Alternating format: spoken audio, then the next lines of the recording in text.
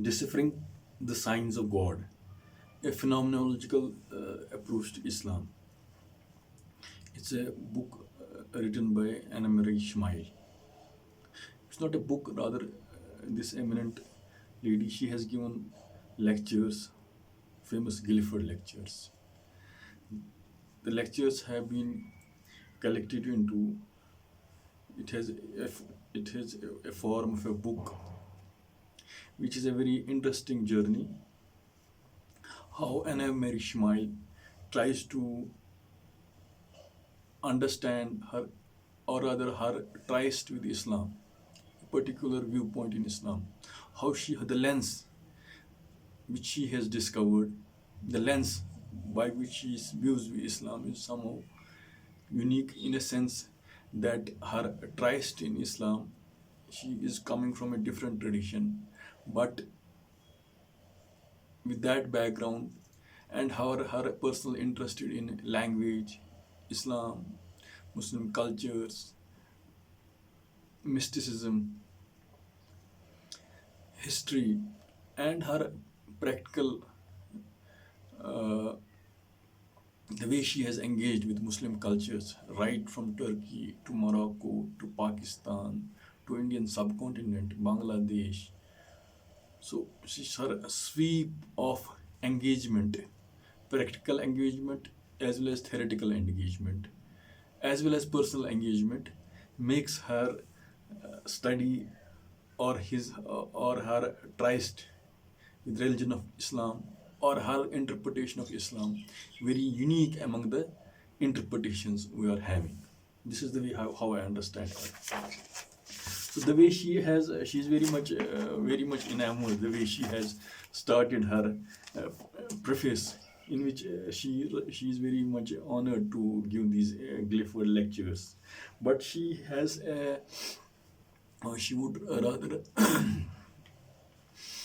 before going to what I should say, she's also conscious of the fact that the age in which we are living in, it might have positivistic, agnostic, or atheistic or secular influences. So she's aware of those influences and their attitude of negating religion per se, even if religion per se or even if Islam as a part, as one of the religions. So she's aware of this thing. So before she wants to somehow circumvent or blunt this attitude, before anybody is going to have a study of religion. So in that she quotes a Swedish Lutheran bishop and Islamist Tor Andre, who says that like any movement in the realm of ideas, a religious faith has the same right to be judged according to its real and veritable intentions, and not according to the way in which human weaknesses and meanness may have falsified or maimed its ideals. So with this background, she is trying to just start how he sees Islam. So the first chapter is even though the name of the book is Deciphering the Signs of the God. So what she's trying to say that there is something called mysterious tremendum and mysterious fascination. Means means he the distinction of Rudolf Otto's description of these two things. So which reveals something which is inspiring or majestic, and something which has a fascinating beauty. So what he says that God has two aspects in Islamic idiom or Islamic phraseology. There is something called Jalal, which is majesty, which has power and wrath in it, and there is also something called Jamal, means beauty, kindness, mercy. So this is the primal definition which he wants to give to the concept of God, how he sees in Islam. So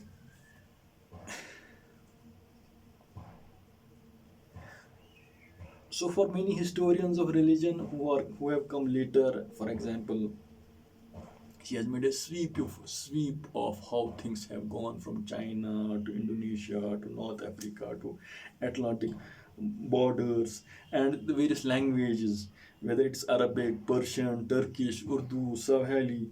So the popular treasure literature in which how the idea of God or how idea of Allah or whatever, that how a idea of God is taken, how he is perceived or felt in Islam or otherwise also.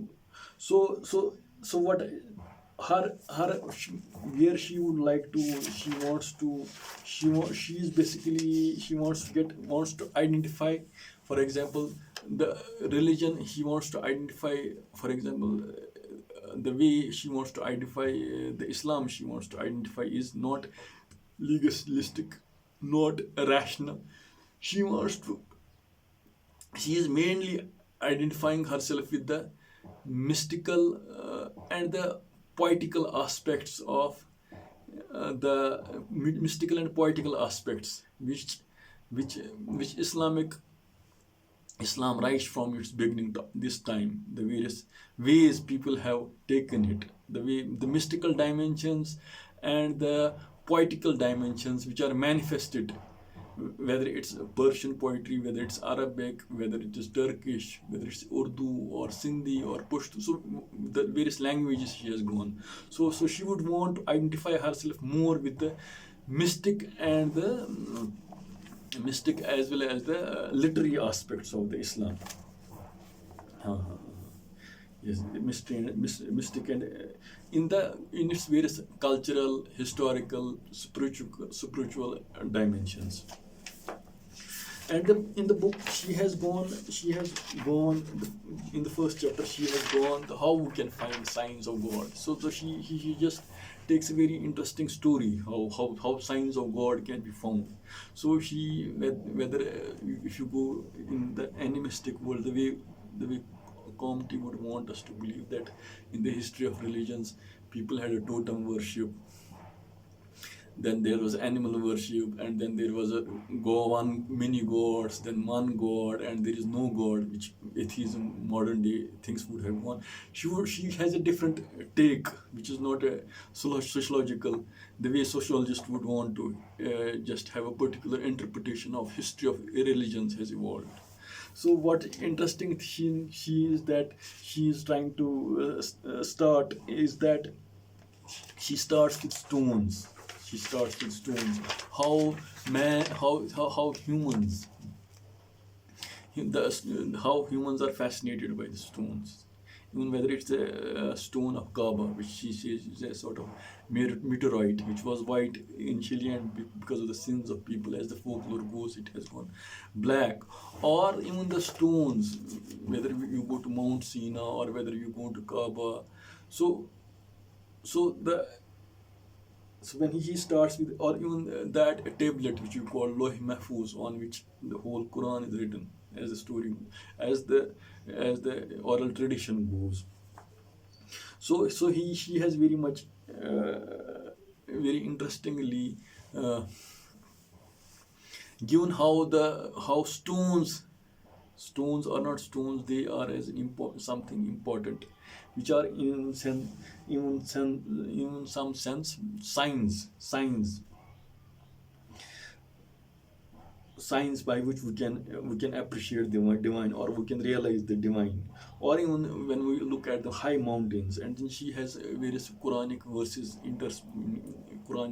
which somehow validate what she is saying.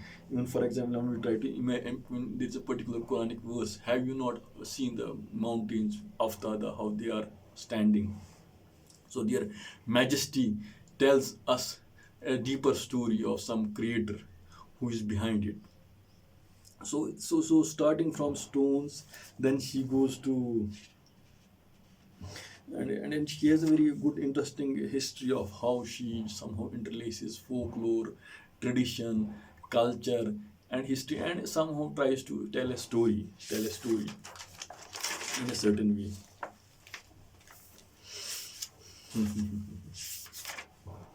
So then she goes to various plants, she goes to animals. The story has been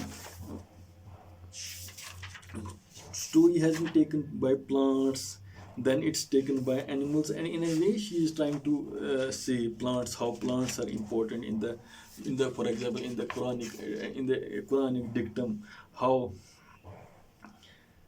how how now before stones, after stones she goes to colors, and the colors are very important. And in the mystic traditions, the color, different colors would represent different things. For example, a dark blue is an Aztec color, and the color of mourning. Red is connected with life, health, and blood. uh, it is color of the bridal wheel that seems to guarantee fertility. And it is said that Ridal Kibriya, the cloak of divine glory is radiant red. So in a say, so a full study of color symbolism and Sufi garments is still required. Red was preferred by Badiwa in Egypt and green by Qadriya. And Chistis in India donned frock whose hue varied between a cinnamon and rosy yellowish. But there is very interesting thing what she says. So divine light which needs certain means to become visible. That's Sibghatullah, the coloring of God, the multicolored phenomenon, return to their original one coloredness, a term used by Sufis for the last stage of unification. So she starts from stones, how we can identify in stones, even as cultural symbols, so that those stones will ultimately, there's something behind the stone, it leads to something. Then she goes to colors, and the way colors have been appropriated in different mystical and cultural traditions, and significance of those cultures, what they mean as symbolic way. And ultimately there's those all colors should somehow dissolve into that colorlessness, one coloredness, which is the Sibghatullah. And then she goes to plants and animals, mm, and even she talks of the tales of the prophets. So even in plants and animals, there are very, for example, she talks about bees. She talks of bees and ants, for example, very interestingly. And even she talks of that Muslims have devoted a good number of scholarly and entertaining works to zoology. For example, Jahiz's Dimri's work. But on the whole, characters of animal were provided either by the rare allusions to Quran or after 8th century. So, for example, uh,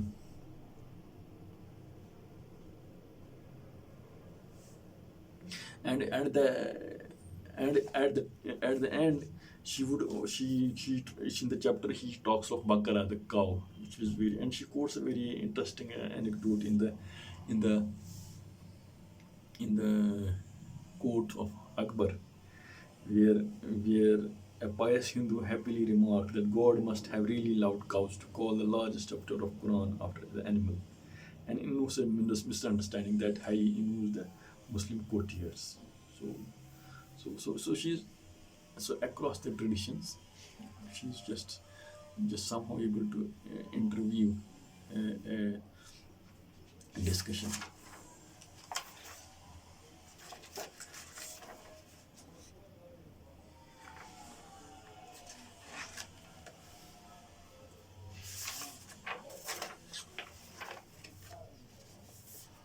Mhm.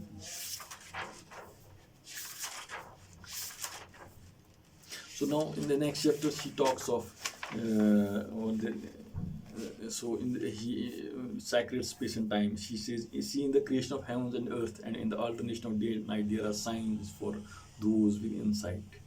Previously also she says, there are signs for humans, whether in anfusi wa afaq, in the universe, or in their own selves. That's also a Quranic verse. So what are the signs? So she wants to start the chapter with with one of the scholars of 20th century, so who validates this thing by saying that Muslim lives in a space defined by the sounds of the Quran. Thus writes Hussein Nasir to point that situation of Muslim believer.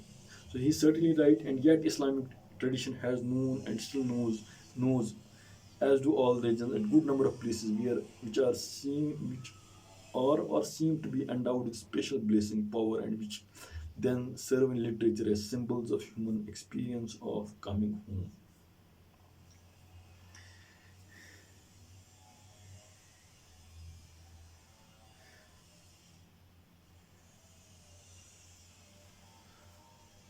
So, there's a particular there's a particular thing called of Surah Kahf.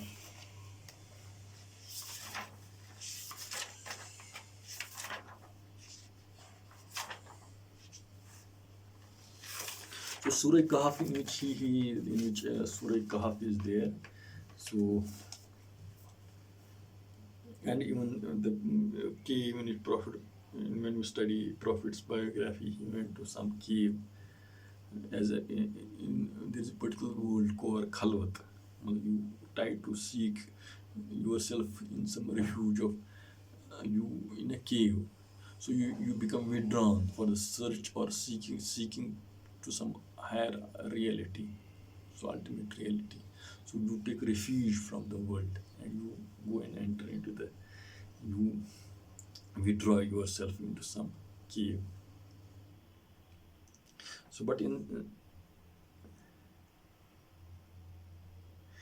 Sindh and Baluchistan, there have been a lot of saints also who have been doing the same practice, following the same practice since time immemorial.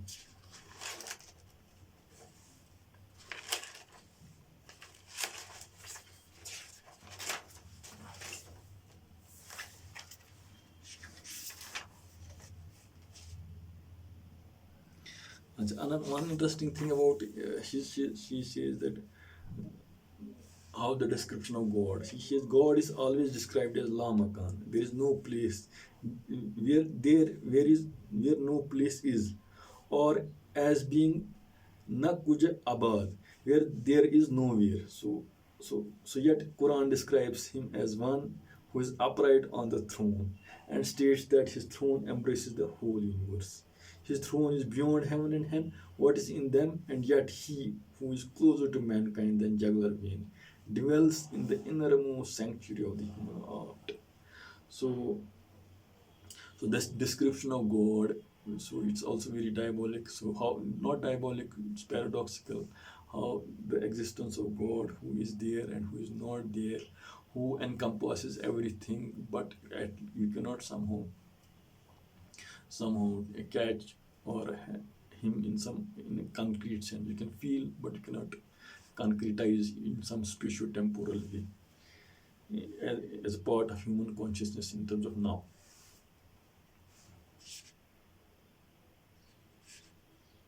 So one good thing she is saying is that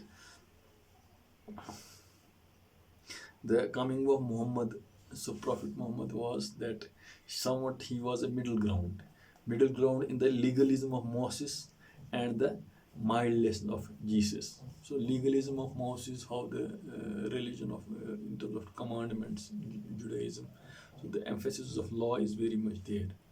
But when we go to Christianity, the idea of love, the idea of mysticism, so you go way further. So Prophet Muhammad was somehow a balance between the two.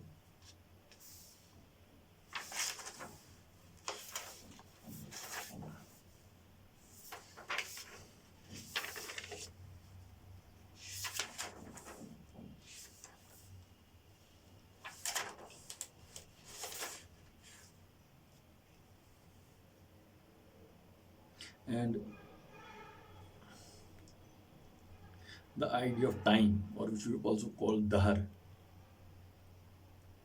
There is a particular hadith which says, "Don't curse Dahar, for I am Dahar."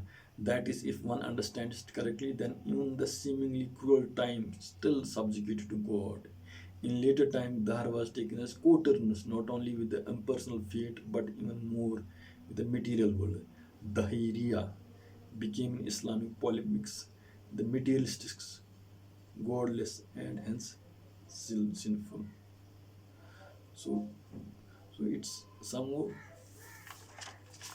when trying to locate time, the idea of time, and how timelessness is even also it borders in towards an apostasy. You are somehow the particular appreciation of time, which is dahar, and the existence of God, which is behind its embodiment of that dahar. So negation of that dahar in a particular sense will get you out of the fold of the belief system you are having.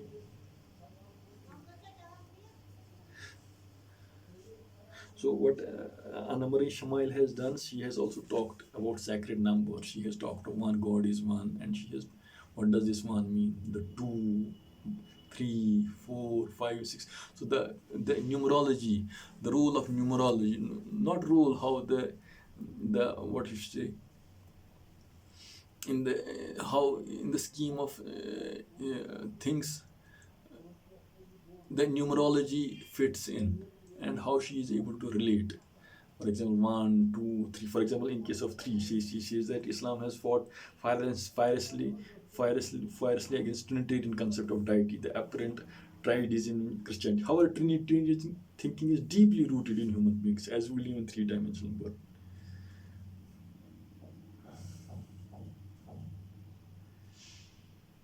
For example, the life of piety itself is divided according to Hadith into three phases: Islam, the external, legal, practical aspect; Iman, the interiorized faith; Ihsan, doing good, that is, acting in the knowledge that God is always watching, so that every act has to be performed as beautifully, as Hassan as possible. So the three is justified. So the Quran offered Muslims the three stages of the nafs, the self, the beginning, the nafs amara, nafs lawama, and nafs mutmaina. So the number three is justified. In the same way, even one finds outside Sunni orthodoxy theological trinities. In Shia Islam, God, Muhammad, and Ali are named together. So it's not only three she justifies, for example, four also she says. For ancient, four was a number of orderly universe. है ना? Four books, Torah, Psalm, Gospel, and Quran. Four madahibs, four legal schools like Hanafi, Hanbali, Maliki, and Shafi. And even she takes it up to four legitimate wives are permitted, and four witnesses are required to testify the adultery.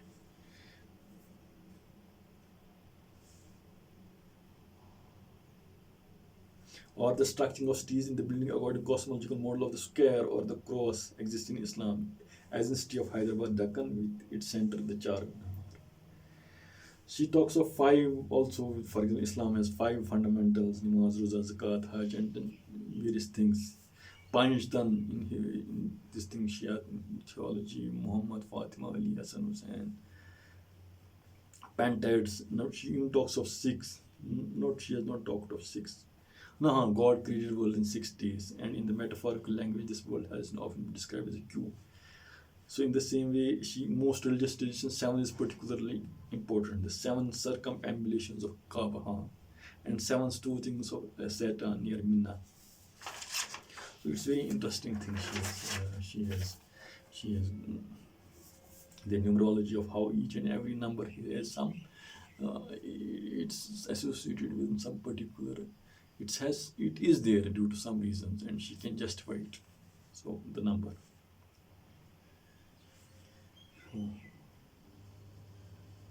Even she has gone even to 19. But when she says that when a few years, if you remember, somebody tried to prove with the help of a computer that entire structure of the Quran relied on upper 19, his work was met with great mistrust, even hatred. So that's part of it.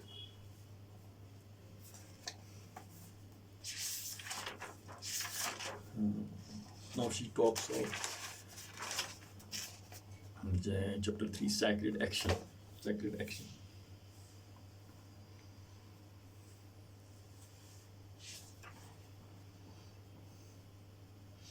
So in sacred action, she says that life consists of numerous actions which are deeply rooted in religious feelings or experience, or explained by ideology, a repetition of one's.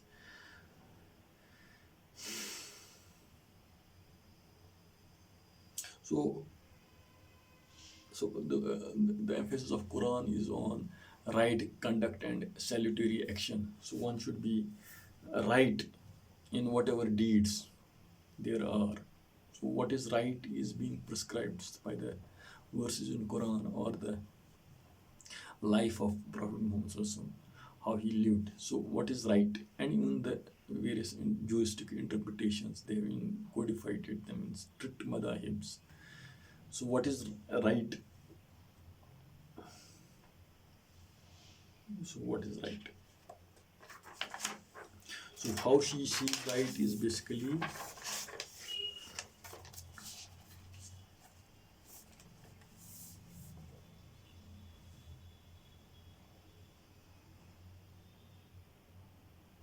so somehow she would also want to just say, since she was a mystic, she would also want sometimes to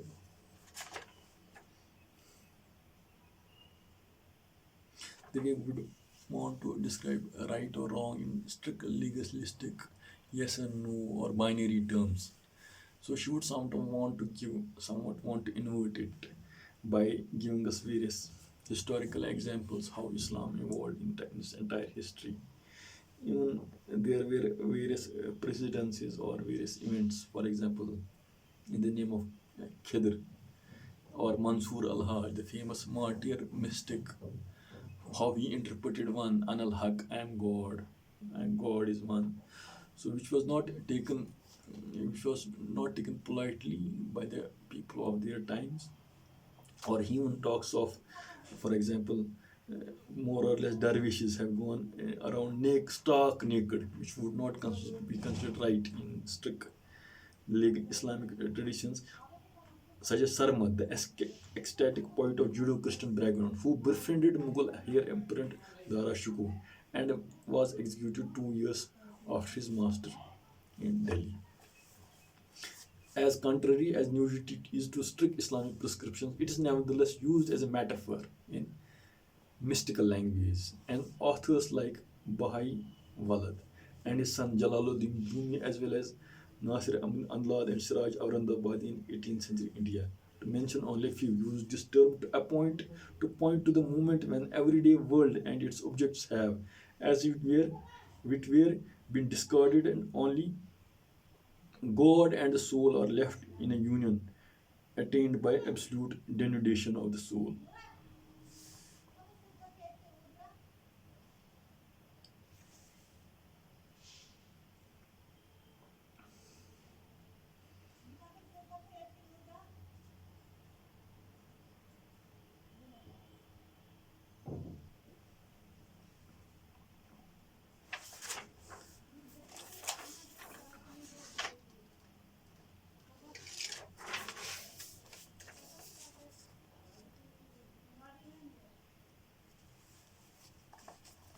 So I'll just start again with this thing.